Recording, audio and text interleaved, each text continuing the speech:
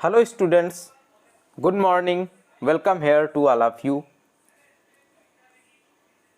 SD Yadav book का solution चल रहा है और उसी कड़ी में आज की क्लास वर्गमूल और घनमूल के टाइप 10 के उदाहरण के टाइप 10 के वर्गमूल एवं घनमूल दोनों पर आधारित प्रश्नों पर आधारित यह क्लास है। डेली 10 बजे यह क्लास होती है और इस क्लास में हम सबसे पहले उदाहरणों को सॉल्व कर रहे हैं अभी।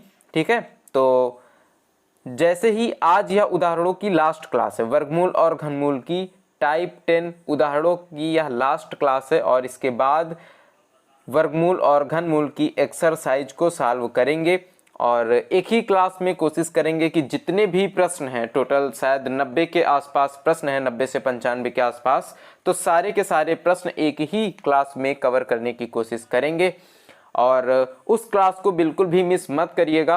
अगर आप टाइप वाइज यहाँ पर सॉल्यूशन देख रहे हैं तो वह क्लास आपके लिए बहुत ज़रूरी होगी, क्योंकि उसी में आपको प्रैक्टिस आपकी होगी और उसी क्लास में आप परीक्षा में किस तरह से प्रश्नों को सॉल्व करना है यह सीखेंगे। ठीक है, तो परीक्षा में कैसी स्ट्रेटजी बनानी है, आपको किस तरह से प्रश्न सॉल्व करना है, यह आप कल वाली क्लास में सीख पाएंगे जब एक्सरसाइज हम लोग सॉल्व करेंगे। ठीक है, और जो लोग नए जुड़ रहे हैं उन्हें मैं बता दूं कि सबसे पहले किसी भी चैप्टर के उदाहरण के जितने भी टाइप वाइज उदाहरण दिए रहते हैं उनका हल देखते हैं और उन पर डिटेल में बात करते हैं, उन पर बेसिक कॉन्सेप्ट की बात करते हैं कि किस तरह से प्रश्नों को समझना है, किस तरह से सॉल्व करना है समझ करके। और जब एक्सरसाइज को सॉल्व करते हैं तो उद्देश्य ये रहता है कि कम से कम समय में प्रश्न को सॉल्व करना है, ऑप्शन की हेल्प से या फिर जो भी कॉन्सेप्ट होंगे, इजी ट्रिक्स होंगी, उनकी हेल्प से। ठीक है, तो दोनों क्लासें आपके लिए इंपॉर्टेंट हैं, क्योंकि अगर आप समझेंगे नहीं मैथ्स को तो आपको डर लगेगा मैथ से और आपको मैथ कठिन लगेगा। और इस सीरीज का एकमात्र उद्देश्य यही है कि जिन लोगों को मैथ से डर लगता है, जिन लोगों को मैथ में थोड़े बहुत कमज़ोर हैं, उनकी मैथ्स स्ट्रांग हो, तो उनके लिए यह क्लास बहुत ज़रूरी रहेगी उदाहरणों वाली। ठीक है, तो यहाँ पर अभी एग्जाम्पल्स चल रहे हैं, उदाहरण चल रहे हैं और उसी की ये 10वें टाइप के प्रश्न यहाँ पर लिए गए हैं वर्गमूल और घनमूल पर आधारित। ठीक है, तो चलिए क्लास में पहले प्रश्न की तरफ आते हैं। पहला क्वेश्चन क्या दिया गया है, क्यूब रूट लगा हुआ है, उसके अंदर स्क्वायर रूट लगा हुआ है, फिर 0.0000064। क्या करना है, सबसे पहले तो स्क्वायर रूट को सॉल्व करना है। ठीक है, तो यह क्यूब रूट ऐसे ही लगा रहने देंगे। अब स्क्वायर रूट को सॉल्व करना, तो 64 का वर्गमूल क्या होता है, 8। लेकिन कितने अंकों के बाद दशमलव लगा हुआ है, 1 2 3 4 5 6, 6 अंकों के बाद दशमलव लगा हुआ है और हमने निकाला क्या है, वर्गमूल। तो इनके आधे अंकों के बाद दशमलव लगा देंगे। जब वर्गमूल निकालेंगे तो जितने अंकों के बाद दशमलव है, कितने अंकों के बाद है, 6, इसे 2 से भाग कर देंगे, कितना आ जाएगा, 3 आ जाएगा। तो 3 अंकों के बाद दशमलव लगा देंगे, कितना आ जाएगा, 0.008। ठीक है, अब इसका क्यूब रूट निकालेंगे तो 8 का घनमूल क्या होता है दोस्त, 2 होता है। और कितने अंकों के बाद दशमलव है, 1 2 3। और जब क्यूब रूट निकालते हैं तो जितने अंकों के बाद दशमलव होता है उसे 3 से भाग करते हैं, कितना आया, 1 अंक के बाद दशमलव लगा देंगे, यानी आंसर जो है वह कितना होगा, 0.2 हो जाएगा। ठीक है, आई होप आपको यह प्रश्न समझ में अच्छे से आ गया हो। ठीक है, आगे बढ़ते हैं अगले प्रश्न में। क्यूब रूट लगा है, फिर स्क्वायर रूट लगा है, यानी घनमूल, और फिर वर्गमूल, और फिर यहाँ पर 0.0000729 क्यूब रूट लगा लेंगे। और सबसे पहले क्या सॉल्व करेंगे, स्क्वायर रूट सॉल्व करेंगे, इसका वर्गमूल निकालेंगे। 729 का वर्गमूल निकालेंगे तो कितना आ जाएगा, 27 आ जाएगा। देखिए, यह वर्गमूल देख करके आपको निकालना पता होना चाहिए। ठीक है, तो अगर नहीं पता है इसका मतलब है कि आपने स्टार्टिंग में वर्गमूल और घनमूल की क्लासें मिस की हैं। आप स्टार्टिंग से देखिए, मैंने बहुत बारीकी से और बहुत डिटेल में इसे समझाया है कि आप किस तरह से इसे देख करके इसका वर्गमूल निकाल सकते हैं। ठीक है, तो वर्गमूल कितना होगा, 27 होगा।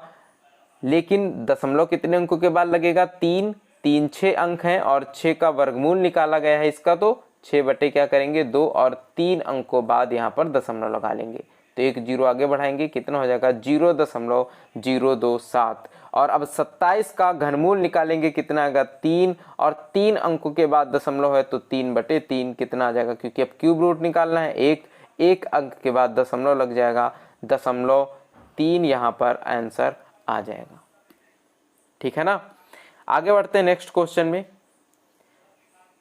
अब देखिए पहले लगा है स्क्वायर रूट यानी वर्गमूल, उसके बाद लगा है घनमूल, और फिर संख्या दी गई है 0.262144। तो इसका क्या निकालना है, क्यूब रूट निकालना है। और क्यूब रूट निकालना भी मैंने सिखाया है, क्यूब रूट निकालना भी मैंने सिखाया है। कैसे बताया था कि लास्ट के 4 नंबर को छोड़ देंगे। सबसे पहले यहाँ पर 262 है, तो देखेंगे कि किस संख्या का क्यूब यानी किस संख्या का घन 262 या उससे कम है, उससे ज़्यादा नहीं होना चाहिए, ध्यान रखिएगा। ठीक है।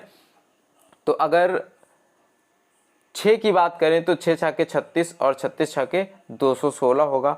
और अगर 7 की बात करें तो कितना होगा 343, 7 सत्ते 49, और 49 गुणे 7 कितना होता है 343 होता है। तो यहाँ पर कितना होगा 6। और लास्ट में इकाई का अंक क्या है 4 है। इकाई का अंक अगर 4 है तो इकाई के अंक में यहाँ पर क्या होगा 4 ही होगा, क्योंकि क्या निकाला गया है क्यूब रूट, और 4 का क्यूब करेंगे तो इकाई के अंक में क्या आएगा 4 आएगा। बाकी इसका ज़्यादा डिटेल अगर आपको देखना है तो जहाँ पर मैंने स्क्वायर रूट निकालना बताया उसी वीडियो में उसी क्लास में क्यूब रूट निकालना भी डिटेल में बताया है, वहाँ से आपको ज़्यादा अच्छे से समझ में आएगा। ठीक है। अब दशमलव कहाँ पे लगाएंगे तो 1 2 3 4 5 6, 6 अंकों के बाद दशमलव है, क्यूब रूट निकाला है तो 3 से भाग कर देंगे, कितना आएगा 2, 2 अंकों के बाद दशमलव लगा देंगे यानी 0.64 आ जाएगा। और अब 64 का वर्गमूल निकालेंगे तो कितना आएगा 8, 2 अंकों के बाद दशमलव है तो 1 अंक के बाद दशमलव लगा देंगे, 0.8 यहाँ पर आंसर हो जाएगा। ठीक है ना। आगे बढ़ते हैं अगले प्रश्न में। स्क्वायर रूट लगा है, क्यूब रूट के अंदर क्या है 15/625, ये 15 है, और किस संख्या का 2 दूनी 4 4 दूनी 8, यानी यहाँ पर क्या आ जाएगा 2, और 625 है तो इकाई का अंक क्या होगा 5, यानी कि 25 का क्यूब क्या होता है 15/625।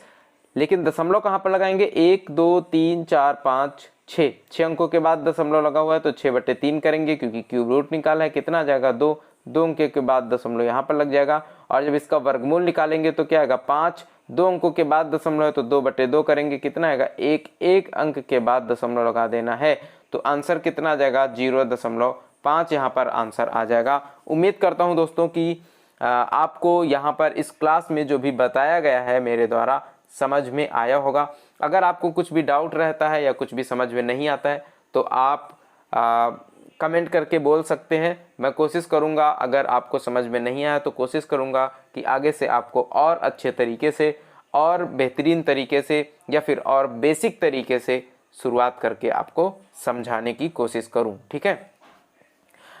इसी के साथ यहाँ पर आज के प्रश्न खत्म होते हैं। 4 प्रश्न थे टोटल, और कल अब एक्सरसाइज में आएंगे।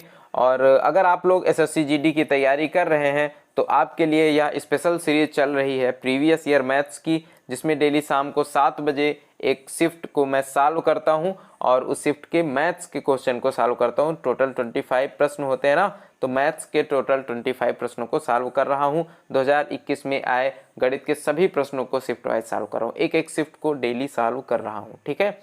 और मैथ्स के साथ साथ रीजनिंग को भी डेली सुबह 6 बजे प्रीवियस ईयर रीजनिंग के प्रश्नों को सॉल्व कर रहा हूँ। जिस तरह से मैथ्स के उसी तरह से रीजनिंग के भी एक एक शिफ्ट को लेकर के उसके रीजनिंग के क्वेश्चन को सॉल्व कर रहा हूँ। डेली सुबह 6 बजे रीजनिंग की क्लास और डेली शाम को 7 बजे मैथ्स की क्लास आती है, तो आप इसे भी देखिए। अगर एसएससी जीडी की आप तैयारी कर रहे हैं, बहुत बेहतरीन तैयारी करने के लिए आपको प्रीवियस ईयर देखना ही पड़ेगा।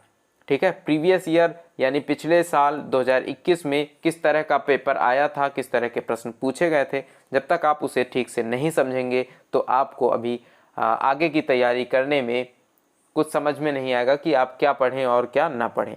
अगर आपको यह समझना है कि एसएससी का पैटर्न क्या है एसएससी जीडी का, तो आप प्रीवियस ईयर लगाएंगे, और जब प्रीवियस ईयर लगाएंगे तो बहुत सारी चीज़ें आपको यहाँ से पता चलेंगी और काफ़ी सारी चीज़ें एज इट इज़ यहाँ से उठा करके आगे आने वाले पेपर में रख दी जाएंगी, क्योंकि 2018 में जो एग्ज़ाम हुआ था कुछ वैसे ही क्वेश्चन 2021 में भी पूछे गए हैं काफ़ी ज़्यादा मात्रा में।